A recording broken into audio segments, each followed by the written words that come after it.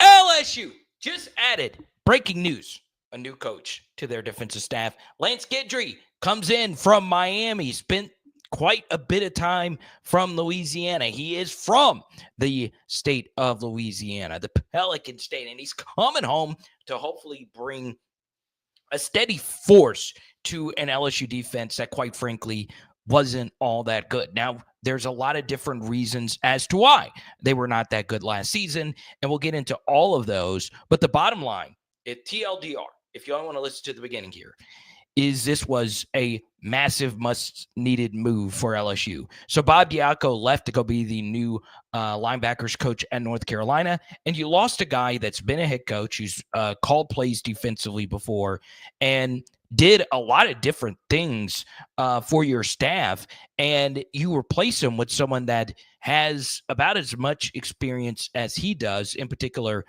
coaching defense and calling plays. Now, obviously, people are not going to like this move from the simple fact that the Miami defense last year was ass. And in many ways, a lot of Miami fans that I speak to and I'm friends with, shout out Leon, who's a big supporter of what we do here, they did not like Lance last year because what a season for Miami offensively, but defensively, they were terrible. And they won a lot of games because Cam Ward was really that guy. So how you feel about 2023 LSU, there are quite a few Miami fans that feel the same way about the 2024 Hurricanes, right?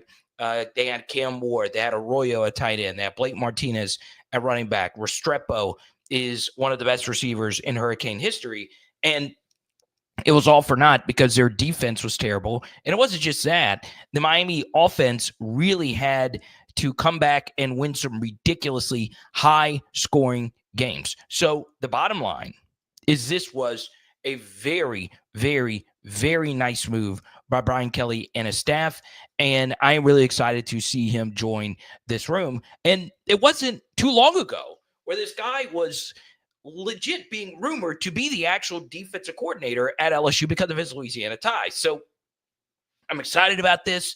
Hopefully this adds some gusto, some creativity, and someone that is an extra voice in that LSU defensive room. Because while we do have a good defensive staff, and I do believe that, and we do spend quite a bit for our defensive staff, we don't really have a whole lot of play calling experience on that defensive staff, right? Bo Davis has always been basically a position coach. Kevin Peoples, basically the same. And the same could be said about Corey Raymond. And of course, Jake Olson is very, very, very young. Now, of course, this broke while I was on AYS, but I want to dive a little bit deeper. And obviously, I won't do the deepest dive on Lance here because he's not being hired to be any type of position coach. We'll go through his resume right here. You're seeing it on the screen right now. And if you're listening via iTunes, Spotify, please snap on that 5-star review. So one thing that's very interesting about Lance is, yes, he's been a head coach before, but most of his experience is as a defensive coordinator. Multiple stops, obviously, with Southeastern, or excuse me, with McNeese in particular, but a stop with Southeastern as well as their defensive coordinator, and then just slowly started moving up the ranks. Now, one thing of note is he doesn't have a whole lot of P4 experience. In fact, his only P4 experience was recently here at Miami, but his first year at Miami in 2023 was okay. 2024, obviously, as we just mentioned, wasn't great. So it's something. Now, we get our first super chat of the evening. It comes in from Julie. I appreciate you so much, Julie. So why are we excited about him coming in if he wasn't that good at Miami? Maybe he's lost his edge, and doesn't Blake Baker call the defensive plays? Yes, so this is a good super chat. Why are we excited about this at all? He's just coming in to basically be an analyst. Well, yeah, I understand that, Julie, but that was just 1 year at Miami. Has he just been terrible as a defensive coordinator? No. Marshall's defense was very good under Lance. And look, he has a lot of coaching experience. He wasn't given really anything, right? Obviously, having to work his way up to high school ranks, up to college, back to high school, back into college, and now here. So, it is just breaking news. It's not like he's going to have some unfreaking believably huge role on LSU staff. But the way I understand it is Brian Kelly wants more experience in his staff. Okay. He just does. And that play calling experience is going to be helpful when it comes to game planning and helping out Blake Baker, who, let's be honest, is still very young. Right. So Lance Guidry comes in. He is 53. Obviously, Blake Baker, roughly 10 years as prior. I think it's good. I really, really, really do think it's good. I've enjoyed watching Lance's defenses, but to Julie's point, they were terrible last year. They were just downright terrible defensively, and it did cost him the college football playoff, right? The Syracuse game plan was not great, to say the least. But how much of that is him? How much of that is talent? It is what it is. But he's not actually calling the plays. So I like the fact that someone else is in that room that's had play calling experience. Okay. Now, excuse me. Let's go to TJ.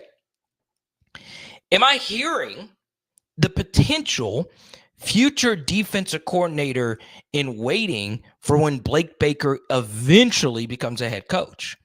So I get asked a lot, not only by viewers, but people in the industry, whether it be media, whether it be other coaches, because I've always been attached to Blake Baker for the story that I broke when Matt House was fired. I didn't break any story, but it is what it is. Won't go through all that again. I don't know Blake Baker. Okay. I don't. All right. So I get asked about him a lot. That's perfectly fine. I've been a big fan of his for quite some time now.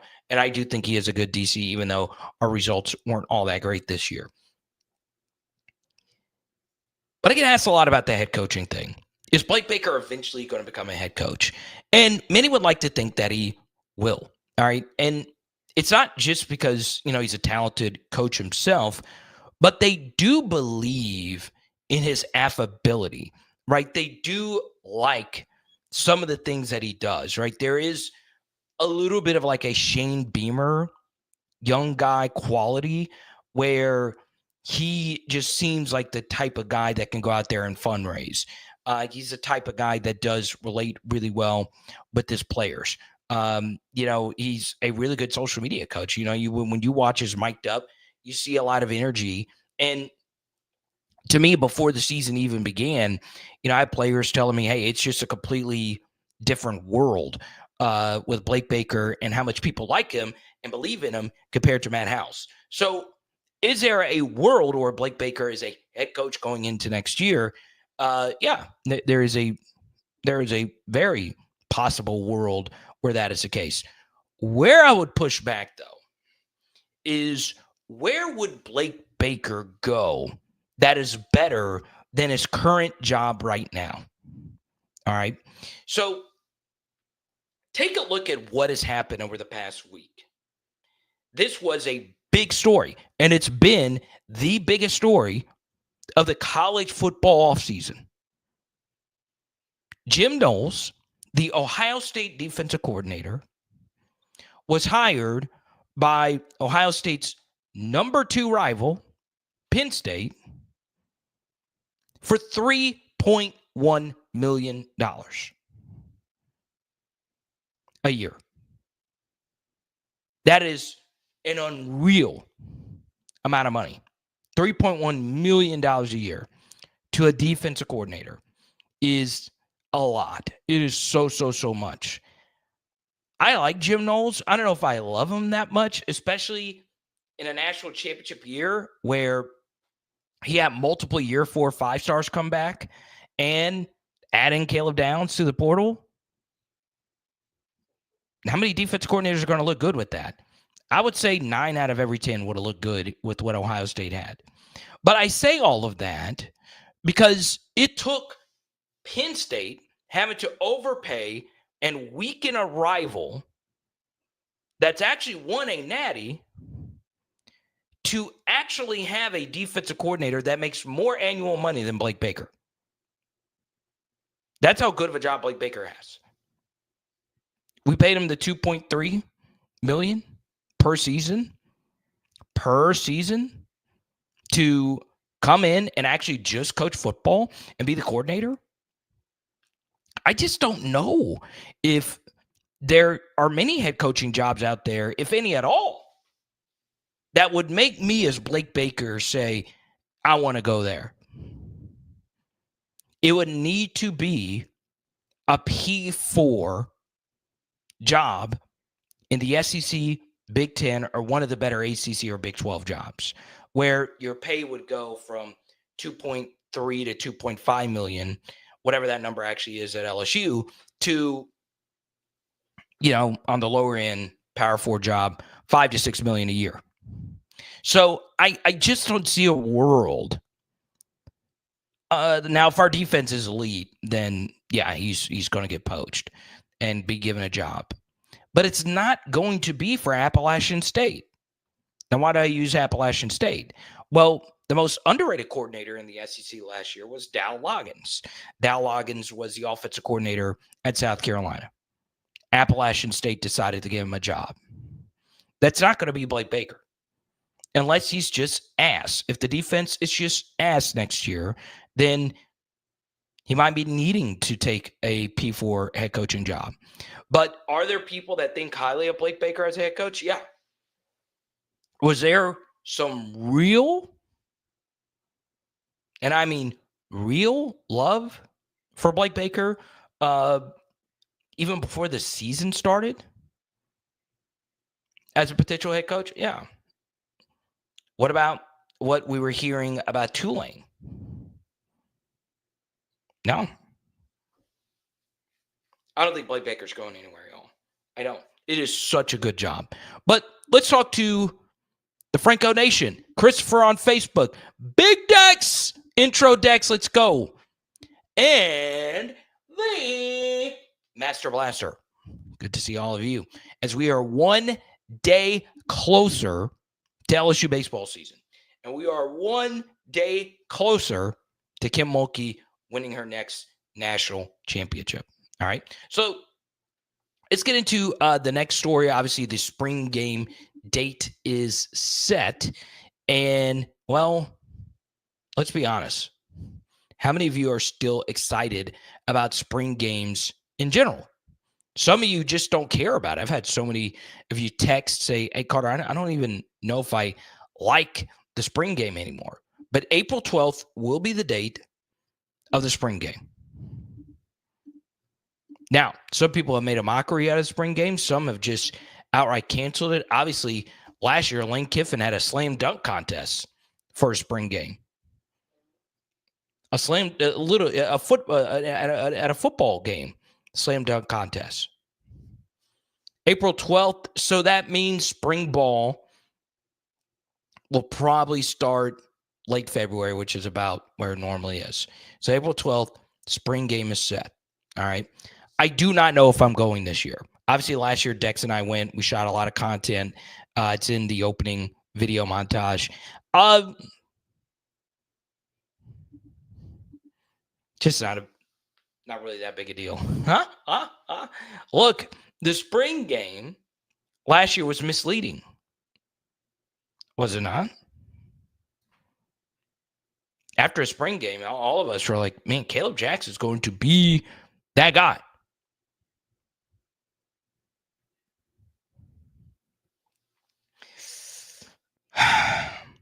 I don't know if I'm going this year, though. The one thing, though, as far as spring is concerned, the position group that I am most excited to see is tight end.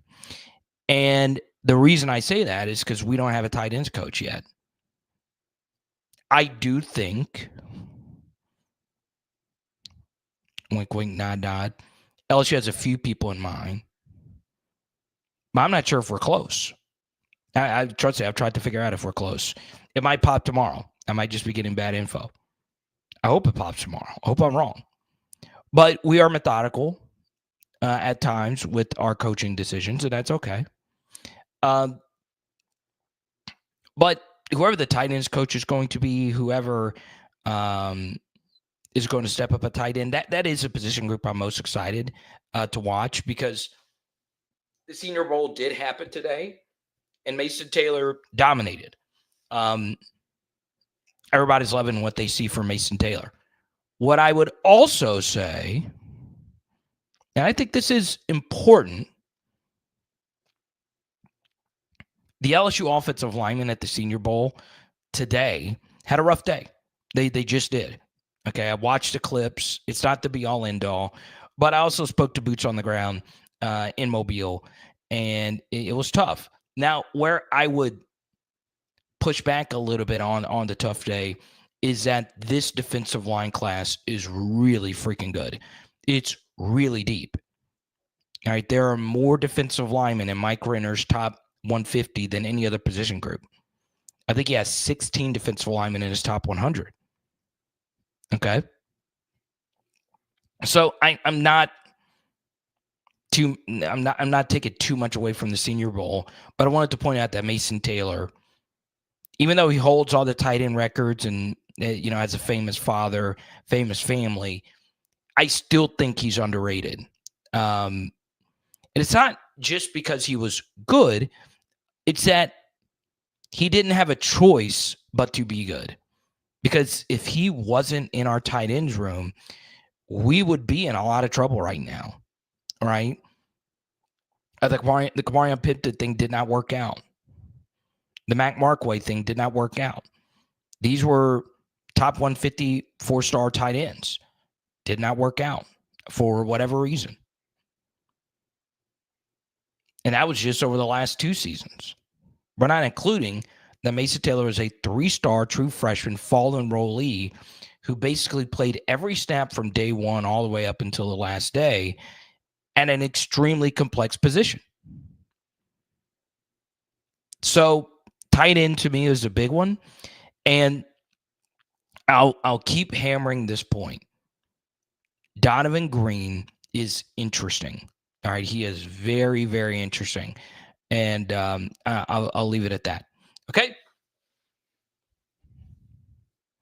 Slander says, I'm more interested in the practices and the news that come from it.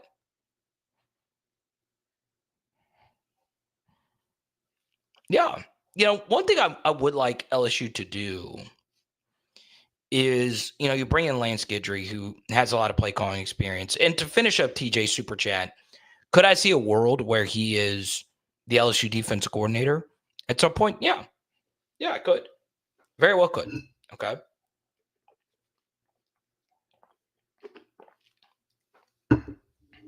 But we'll see. Now, you guys know, I talk about the PHL Patreon all the time. You can ask TJ. You can ask anyone that's in here that's a part of the Patreon. Julie, Jared, they will tell you that the extra studies done on Patreon, if you love our analysis, if you love my point of view on LSU football, we dive a little bit deeper. All right. Sign up today for Patreon. You get a $9.99. I'll cover your first month if you sign up from this live stream. And I'll send you a Joe Burrow card in the mail. So you get a free first month. If you don't like it, you can go elsewhere. Okay. You're getting it for free, and you're getting a Joe Burrow card. Sign up now. The link is down below. And in this Patreon deep dive, we took a look at returning production. Now, returning production is misleading because it's hard to account for the transfer portal. Monsoor Delane is a very productive corner, but he's not necessarily returning production to LSU, but it is returning production. It's not nothing, him coming over. All right. So how do we account for that? How do we calibrate that? We took a deep dive on returning production on Patreon. Go sign up today. 7-minute deep dive, and it won't take up too much of your time. Okay? Ask TJ. Definitely worth the investment. All right? Give the man a like. There you go, Michael. I appreciate it.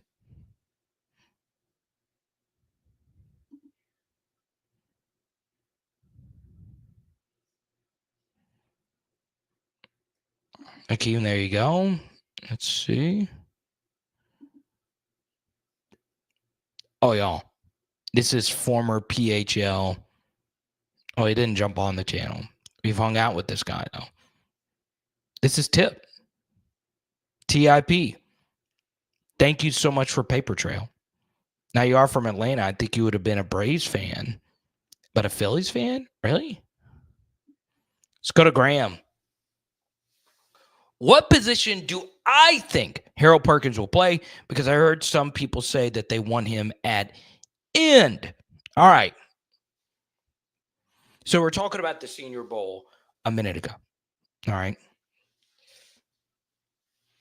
You know, the one thing that people look at more than anything else at the Senior Bowl,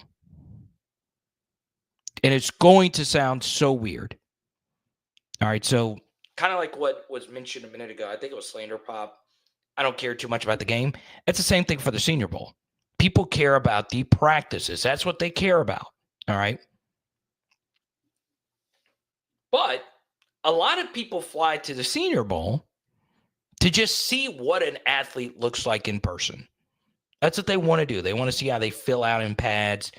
They do interviews. They do all those different things. But the most important data point that they take from the Senior Bowl are your measurables. All right. Why is that? Because that is hard empirical data.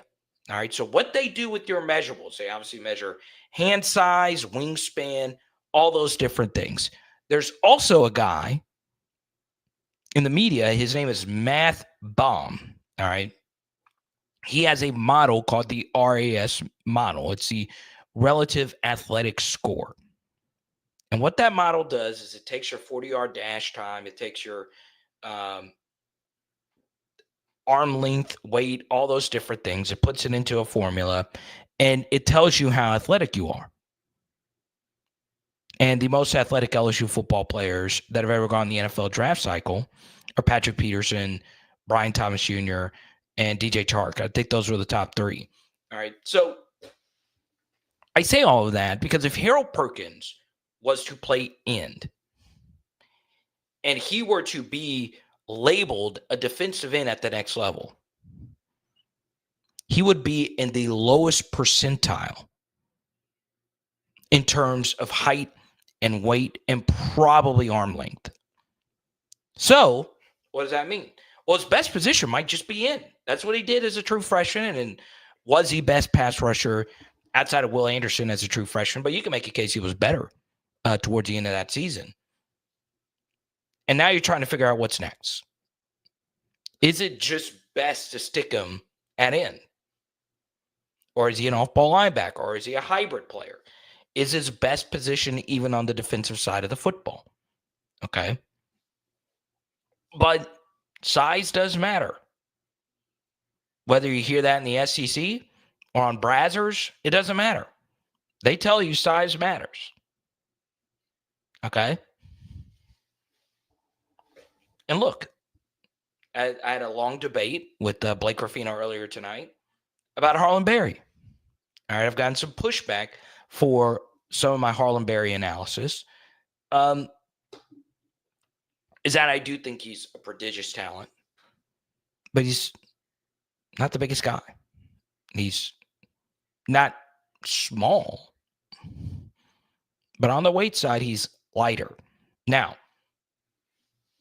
whether it's Harold Perkins or Harlem Barry, they're five-star recruits for a reason. Okay, they're prodigiously good with the football in their hands, or they're prodigiously good playmakers. So it doesn't matter that they aren't the absolute biggest guy in the world. That's perfectly fine. But what happened towards the end of the true freshman season with Harold Perkins? Well, we started going up against teams that have more than four and five-star recruits, Texas A&M being one of them, and Georgia being the other, and they ran right at them with a lot of success. Okay. Then we're like, okay, well, he's not an every down end. So you have to factor all of that in. You do. And then the next thing, obviously, is what does Harold Perkins buy in to this process? That's going to be so key. Is he going to be fully bought in to understanding that he had one ridiculously good true freshman season, and over the past couple of seasons, he was very hot and cold, right? You had the Missouri game, obviously in 2023, we don't win that game without him. And then you have games like UCLA last year where he had the injury, but before the injury, he was really struggling in that game. So a lot of that is going to be something called self-scouting, right? Not only do the coaches have to self-scout him, Harold Perkins has to self-scout him, not only from, a football standpoint, but also a mindset standpoint. But look, as far as Harlem Barry is concerned, there was something interesting that Blake shared, and I will share it as well. It actually was some information that kind of confirmed an opinion I had about him, and we will share that coming up. Now, y'all, I cannot state this enough.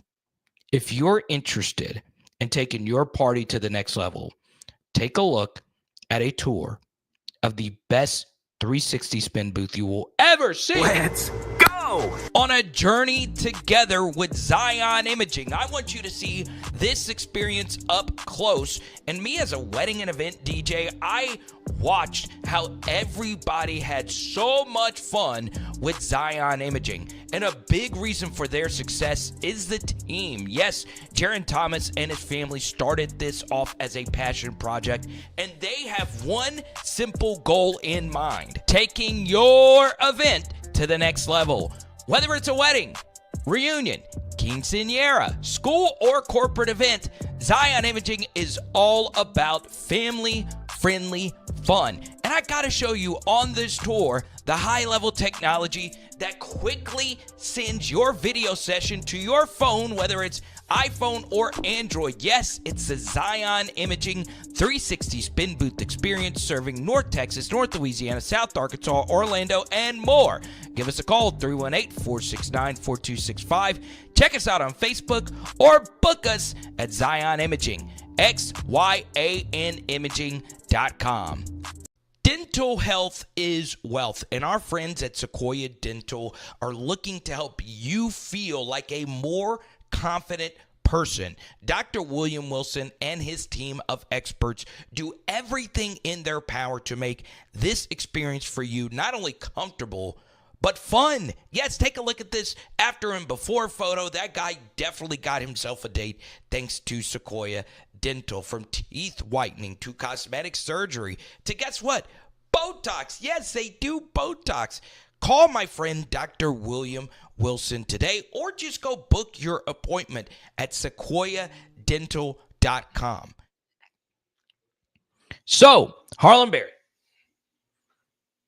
per Blake Ruffino, he got some info that said they're not sure if he's not the best route runner on this team. All right, so this was my comp after watching Harlem Barry. So watching his 7-on-7 reps, talking to some people that know him and have watched so many of his high school games, he is so freaking good as a receiver. Okay? Now, I know this is kind of a sore subject, but he and Bryce Underwood would run some 7-on-7 sessions. All right? Harlem Barry is so damn fluid as a receiver, and his athletic profile becomes a lot better if he's a receiver instead of a running back. And y'all, he's so freaking fluid. It's knife cutting through butter. Like it really is that great. It's just, it kind of backs up my eval on him. When I watched him, I was like, okay.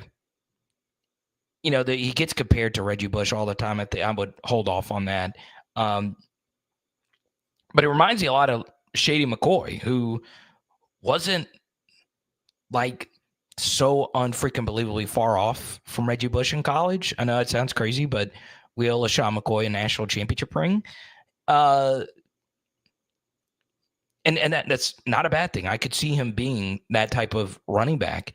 And on top of that, he's got this superstar personality. He's got this this affability about him that makes you really excited. So there you go.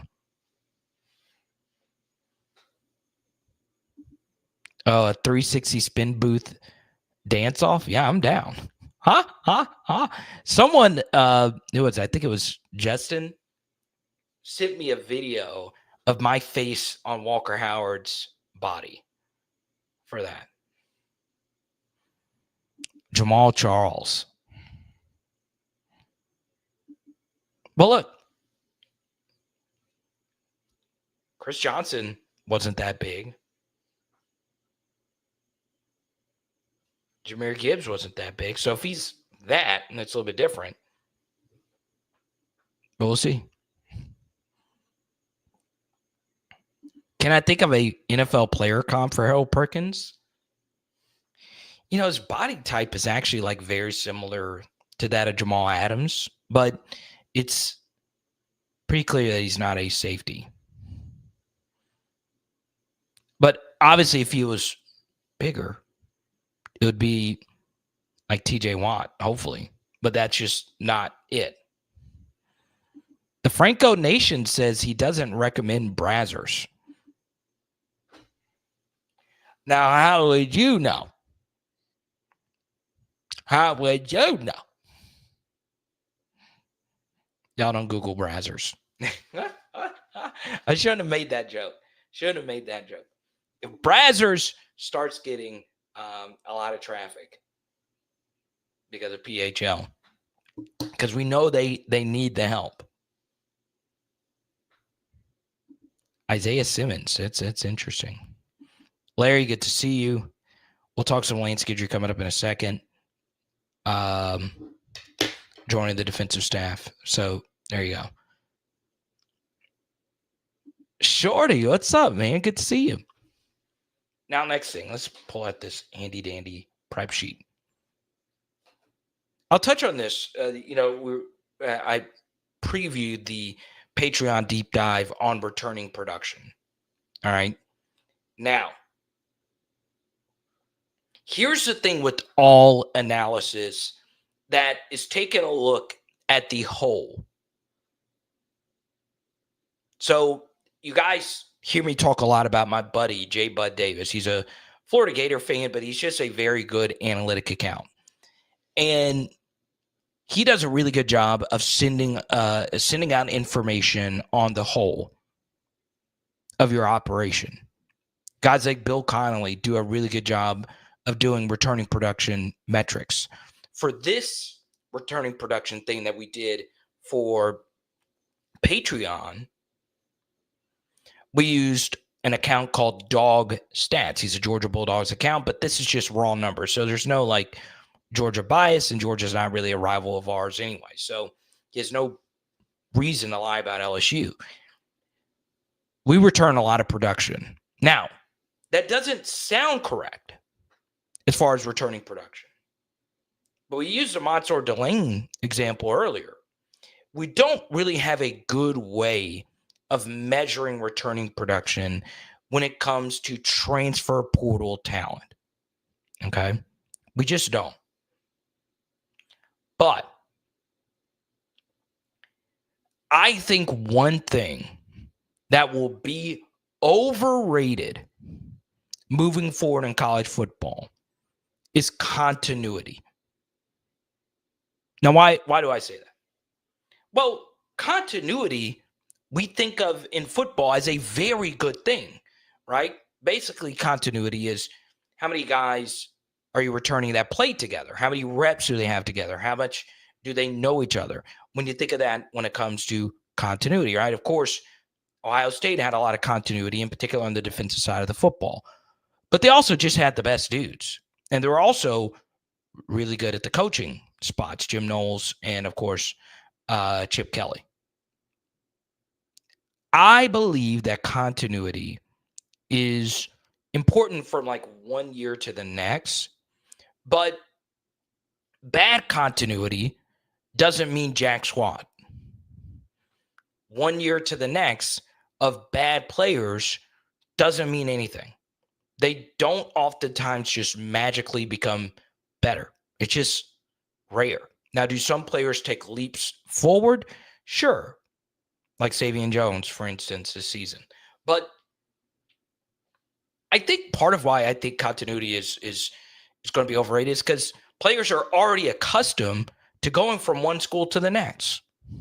Transferring is so common. And guess what else is happening? Transferring is happening quite a bit at the high school level. And players are already so accustomed to coaches going from one job to the next. So it's just a little bit more welcome, right? One coach going this place and one player going this place or that place. And then one other thing is 7-on-7. 7-on-7 is so big now. Camps and camp culture is so big now. So that means you're running a lot of routes with different quarterbacks and receivers and offenses and so on and so on. So, I do think when it comes to like returning production, I just don't know how important it's ever been having players return from one year to the next, unless those players are actually good. So give me your thoughts on that. Obviously, I know a lot of you have a lot of different opinions about that. I do think it's overvalued. I really, really, really do. Can you play? Is oftentimes what it's going to come down to. Okay.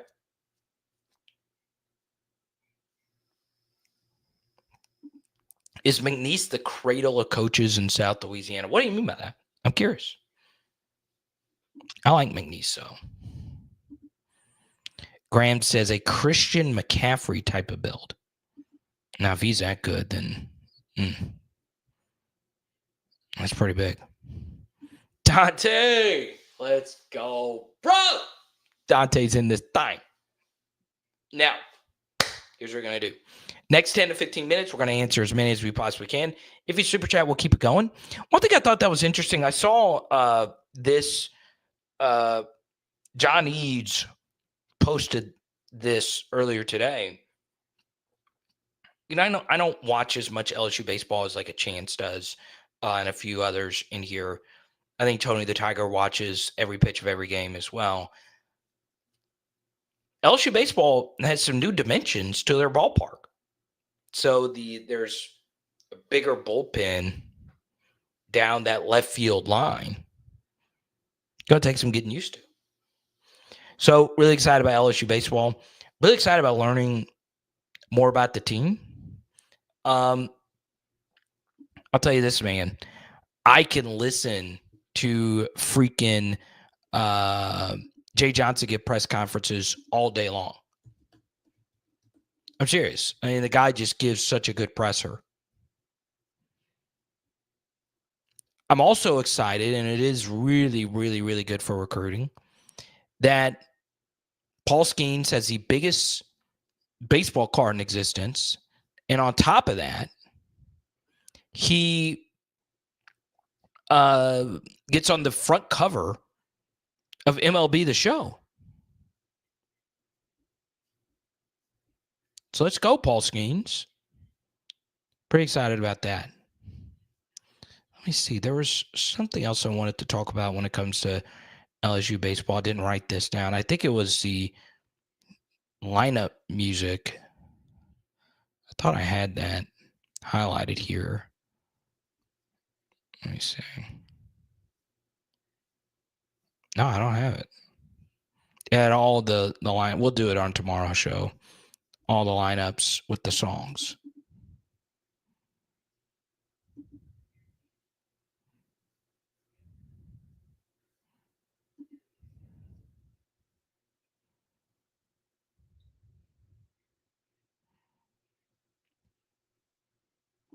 Let's go to Sibley.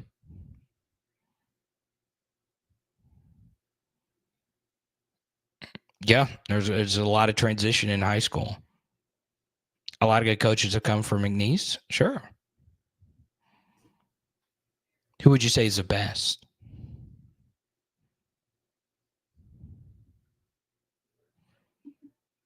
Jared's ready for spring football. There was this came in from Chris earlier today. He said, Carter, I look forward to your spring football breakdowns every year.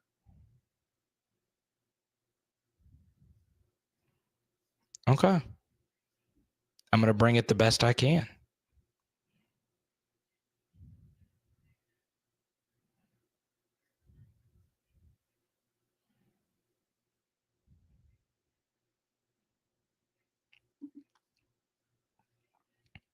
Oh, yeah, Joe Dumars as a general manager. Go Pistons. He was a kind of good basketball player, too. Kind of good. Kind of good. Star Presley in here? Let's go, baby. Man, love it.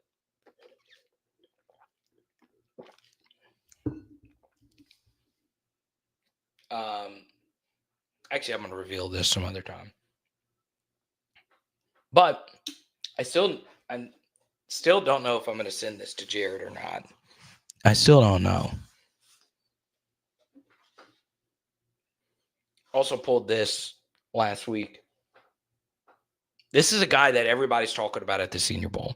Literally, everybody's talking about this guy. All right.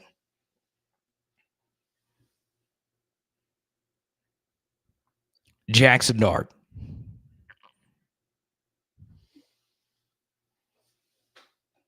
I didn't buy the card. I pulled it out of a pack. Are people really believing Jackson Dart is an NFL QB? I don't know. You tell me. Now, I'm going to come down for the Senior Bowl. I plan on going next year because more than likely Garrett Nussmeier is going to be there next year. Unless he is the number 1 overall pick, then he's not going to go.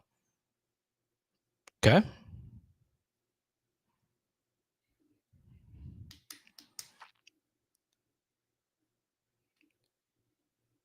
Jacob Myers is going to be a good pitcher this year. I think I actually called one of his games last year for Nichols. Pumped up about that.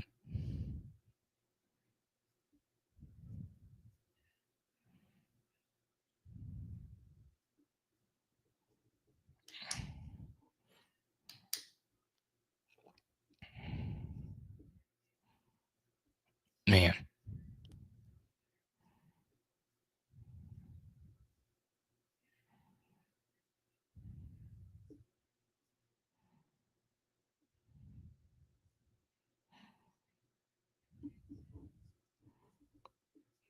Trades Green slam dunk was crazy. You guys have seen that by now. Can he block? That's what I want to know.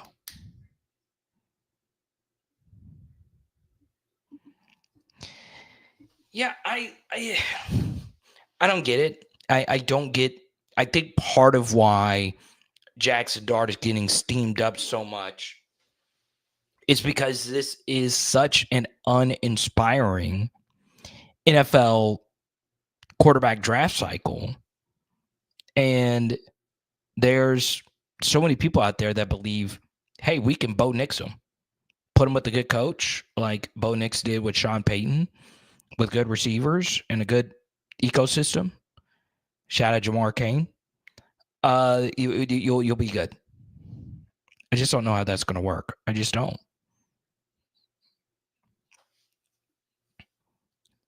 The star, man. Preacher Presley. Let's go. And I don't think he's better off. I don't think he's fast enough to be a tight end. But I will say, do I think Jackson Dart is a spot starter in the NFL? Yeah. I think he's a good QB too. I just don't know if I would have him as a QB1. For me right now, and I don't like to sit with consensus, but I have Cam Ward slightly ahead of Shedeur Sanders. I do. I do think one spot that will be very fascinating is the Miami Dolphins for quarterbacks. What's the one way you can get out of or play with Tua on the bench is if you get a good quarterback for cheap. And they had the worst backup quarterback situation in all the NFL last year. So, if Jackson Art went to Miami, he would fit pretty well with what they have there.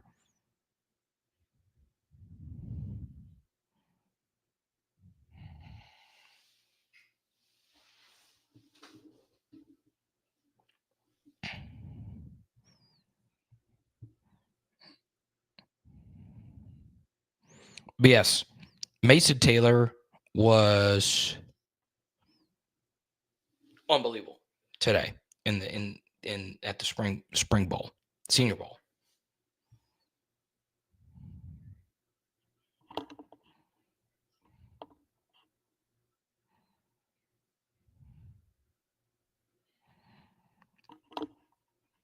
Also, I want to ask my viewers,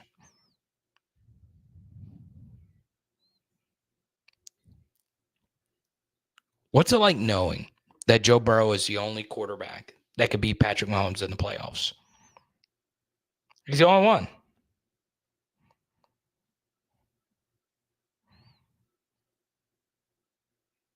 Why can't we just come to that conclusion? Unless the Bengals play the Chiefs, nobody's beating that guy. Even though Josh Allen was phenomenal. It is what it is. Okay?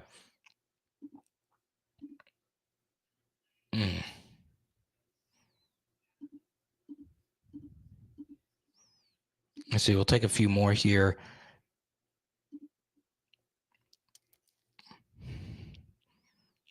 Now, Jackson Dart at the 5th round would be very interesting. Let's go here. TJ says, thoughts on Joe Brady saying nah to coming back to New Orleans? All right.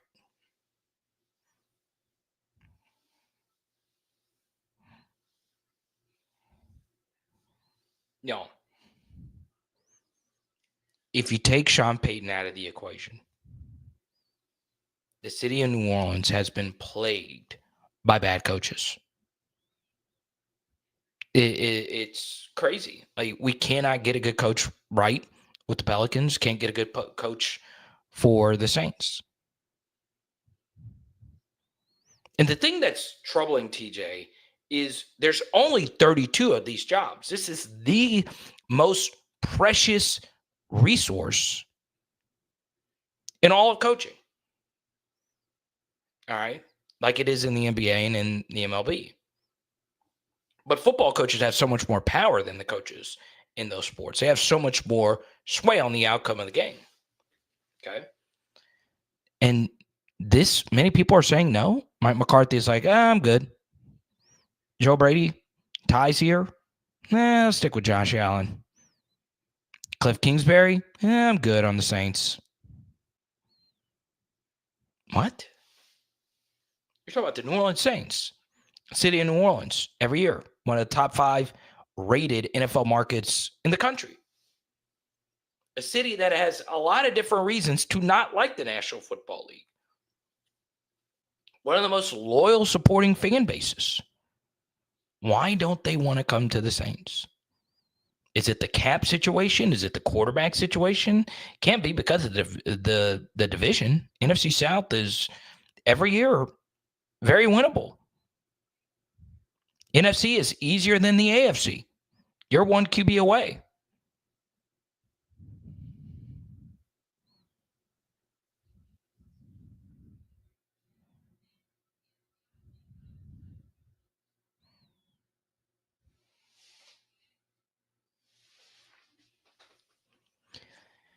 Saints are in a bad ordeal. They're in a bad ordeal. Let's go to Christian. Thanks for serving. Emery Jones left too soon, and now it's going to pay for it, unfortunately. He really should have come back. Yeah, weird season for Emery. in the actual games. So this is kind of a weird thing with Emery Jones because we don't know if he's even a tackle. I always graded Emery Jones as a guard. Right? I always thought he was a guard.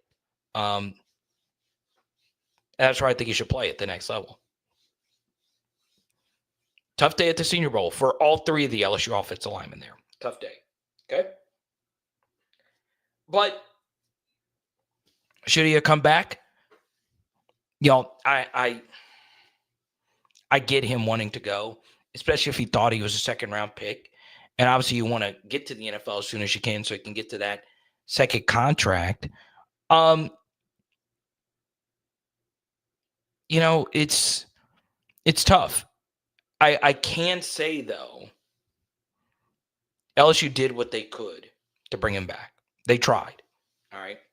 It did not go without a fight.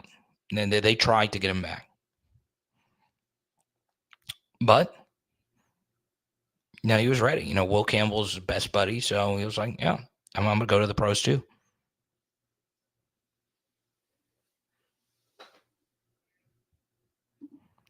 Precious says Joe Brady is not ready to be a head coach in the NFL right now. Here's one thing I think about Joe Brady. Let's just say the Bills' offense is good yet again next season. More than likely, they will be. Sean McDermott gets fired. Let's say the Bills are struggling some next season. Joe Brady's probably the interim coach. Probably. Another thing that's interesting as far as Brady is concerned is he has mostly been in the booth for his career, right? So, it's you do have to worry, hey, he's been in the booth for so long. Can he actually coach on the sideline? Obviously, it's not that big a deal if you ask most coaches, but it is something.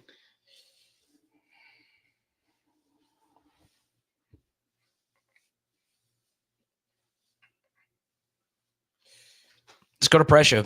Again, he says Brady's bad second half play calling cost him the game. What do you say, Jared, about this? I don't know. I don't know. I've gone back and forth on that. Obviously, at the end, not playing James Cook really at all on that final drive and not giving him a touch is kind of weird when he was your best player. Outside of Josh Allen, of course. I'll be honest. I thought his play calling was fine. It's the players did not execute it, and you're going up against the best coaching of all time. There's never been a better coaching staff than the Kansas City Chiefs with Andy Reid and Steve Spagnuolo. It's just, I don't know if we'll ever see it again.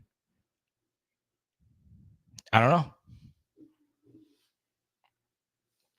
Those two guys are so far and away the best defensive and offensive coordinator or play callers in the NFL.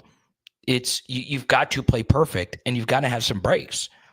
And the Bills didn't have the referee breaks, but they fumbled the ball 6 times in the game this past weekend, and they recovered all 6. So they had the fumble luck. Injury luck didn't go their way either. It's just so freaking hard to beat the Chiefs. It's so freaking hard. Okay.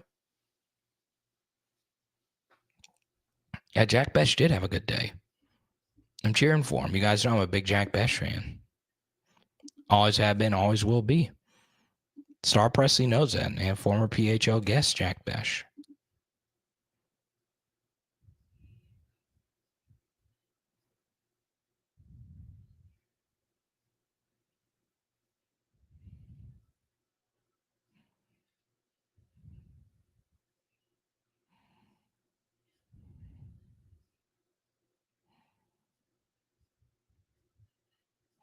This comes in from Tommy. Carter, do you see Ahmad Hudson? So I pulled this up.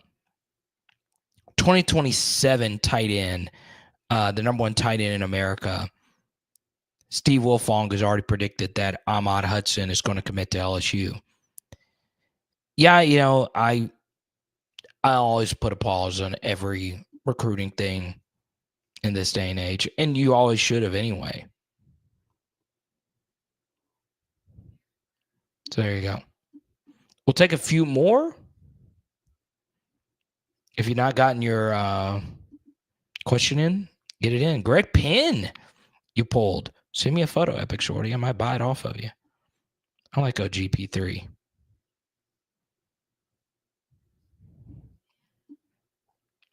Greg Penn played college football the honorable way. Played 4 years in 4 years. Don't you miss those days instead of year 6 and year 7 of eligibility? You play 4, you give 4 years of eligibility, 4 and out. And we got a few players this year that will do that as well. Mansour Delane and Jack Pyburn. Hopefully they do it. And they stay healthy for the entire season. So there you go.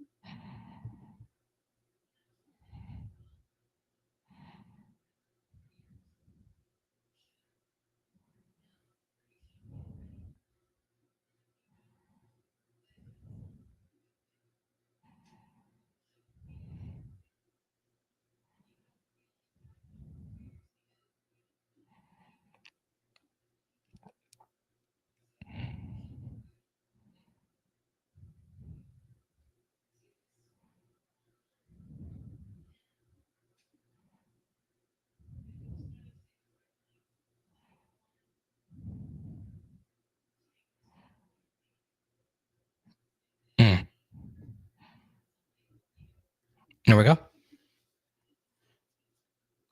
Starting 3 wide receivers next year. Yeah, most teams do start in 11 personnel. The thing is, you don't want to stay there. Wink, wink, nod, nod. All right, y'all. We'll be back live tomorrow, more than likely at our typical time on Wednesdays at 6 p.m. We'll talk to you soon, okay? It is Power Hour LSU. Boom! Special thanks to Zion Imaging and the 360 Spin Booth Experience. And tonight, we're getting into some rear end, some pork butt. Let's go. Oh, yeah, top super chatters. Star Presley, TJ, and our friend, LA Mom.